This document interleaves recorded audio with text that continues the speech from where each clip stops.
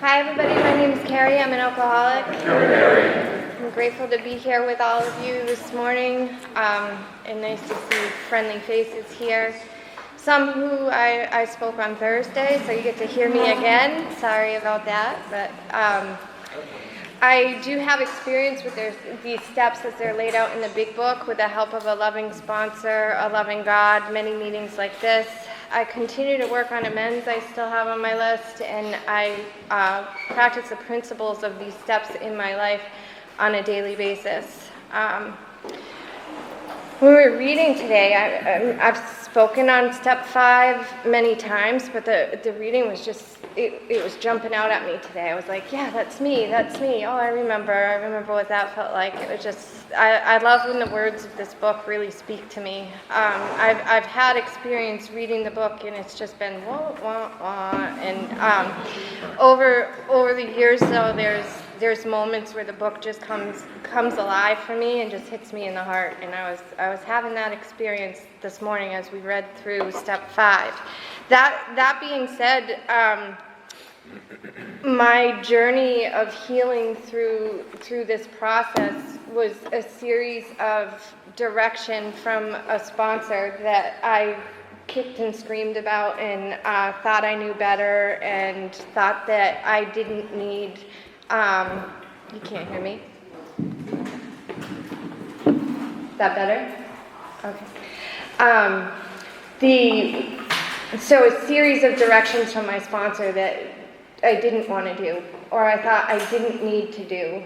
And throughout the process, I was always in subtle ways questioning why I have to do this, why I have to do that. And that was very much my experience with the 5th step too. Having done my inventory, my 4-step inventory, I had met with my sponsor once a week to go over my writing.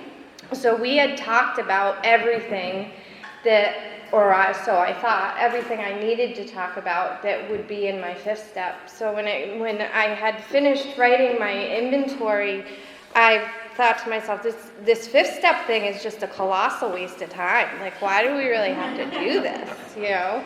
And my sponsor was gentle but firm and said, we need to do this, and we're going to do this, and we're going to meet. And we met when it was time to read my 5th step. We met twice a week for 1 to 2 hours, and we read. I think it took me a couple of months to get through my 5th step. And this is where I really learned the true meaning of I'm as sick as my secrets. I came to AA carrying a lot of shame because my alcoholism had brought me to places I never thought I would have gone. In my life, because of my alcoholism, had become something that I didn't want anybody to see. So I had started a lot of isolation.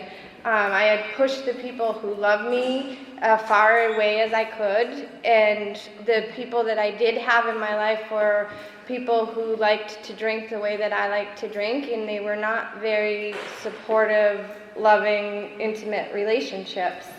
So there was no one in my life that I was talking to about all of the crazy going on in here. And if there's any line in the big book, if I had to pick one line that I identify with the most, it's what we read today, where it says that more than most people, the alcoholic lives a double life. That was me to a T. Like, I was trying to present that life that looked good on the outside, and I was dying on the inside. And as my disease progressed, it got harder and harder to hide the double life, right? Like, I started to miss work because I was drinking too much. I started to lie to doctors so they would give me the pills that I wanted.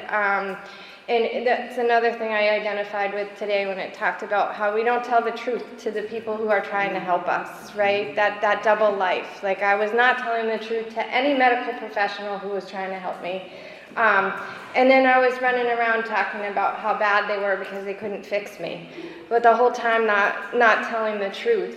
And that was my double life, and with the progression of my disease, I found that it was harder and harder to keep up with that, and finally, the gig was up. I couldn't live that double life anymore, and I think a lot of people knew it before even I knew it. But there I was, and so like telling my secrets to someone else was an experience that I now know that I couldn't miss. Like the book says, that if we don't talk about this stuff, we'll drink again. And I know for me, if I drink again, I'll die. Like I'll die out there. Like I won't make it. I know that in my heart. And I know today and believe today that my secrets will take me back out there. So I'm very grateful that I've had the experience of reading my fifth step, and there was no question in my mind that I would read my fifth step with my sponsor because we have been going over my writing, but I do know other people who have picked up a priest or a therapist, and the book talks about who you can choose to read your fifth step to. It wasn't my experience that I even thought I had a choice, even though we read this. And that was good for me, because one of the best things about this process was that it was so direct. It was full of directions, and it was what I needed. Because if you give me a choice, I'm gonna choose the wrong way. Like that's default for me. Even the book says if you need to postpone it, and my bells go off like, postpone it? Okay, I can. Yeah, that's a good idea. Let's postpone it. Till when? I don't know. But so the direction of the sponsor for me was a really was just so valuable, because she kept me going. She kept me going, and she ramped up the meetings when it was time to read my fifth step, because she knew how important it was for me to get through that.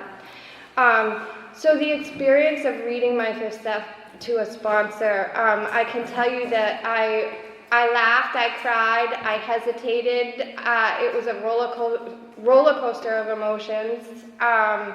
It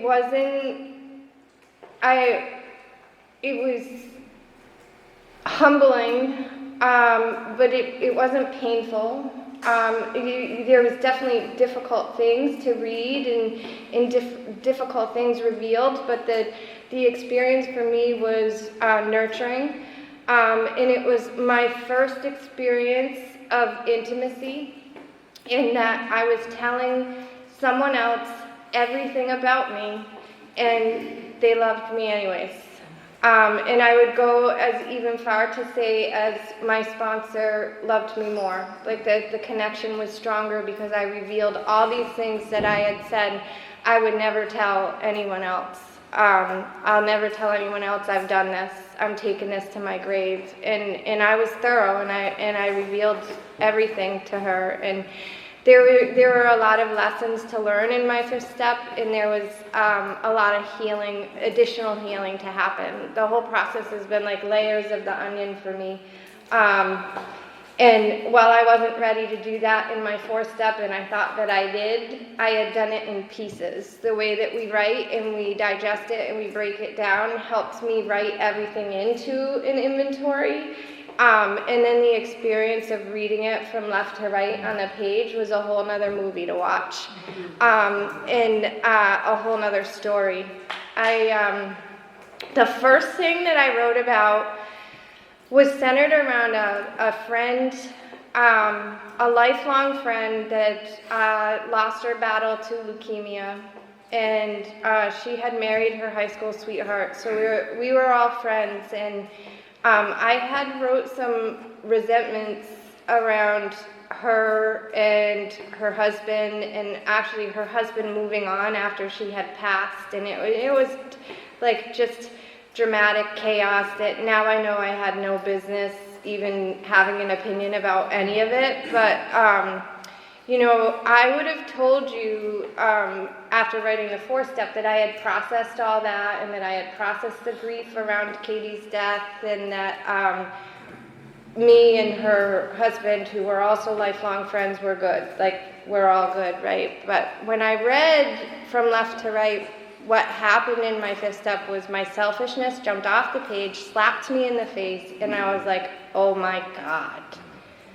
oh my God, I was so selfish. I didn't show up for her. This was all about me. It was all about my grief. This lifelong friend I didn't even show up for while she was dying. I made it all about me. And even in the writing, it was a little bit all about me, but we turn it around, and then when I read it from left to right, I just saw that selfishness. And later in the steps, I was able to do a graveside amend to her, and I have since been able to amend the relationship with her husband and family. But that, I share that because that's really a very it's a moment where I saw myself, my self-will would have kept me sick. I would have told you that I dealt with that, it's all good, let's move on, let's keep trudging on. And then when I read that, I had a release of emotions. I recognized my selfishness, and there were a lot of tears flowing at that point. And I needed that experience to heal. And I needed the guidance of my sponsor again. She was gentle, she handed me tissues, and she had me keep reading. And that was that, and then later on in the other steps, I was able to work on amends. There were other things in my fifth step that came up where I saw what I had to read, and I was like, I don't want to say this out loud. Do I have to say this out loud? Where I hesitated. And then there were other things where I laughed, oh my God, that was so petty of me. I can't even believe it's in my writing. Because my thinking at that point had already started to change. So I was able also in the fifth step to start identifying patterns of behavior. So there was a lot of repetitiveness in my writing, and I saw that in the fifth step when I read aloud. There were points where I said, if I have to say that again, I might vomit. I can't believe I did this with so many people. It was the same thing over and over and over again, just change the name. And really for me, what it summed up for was I was navigating through this world looking for outside things to make me feel better on the inside, and that included people.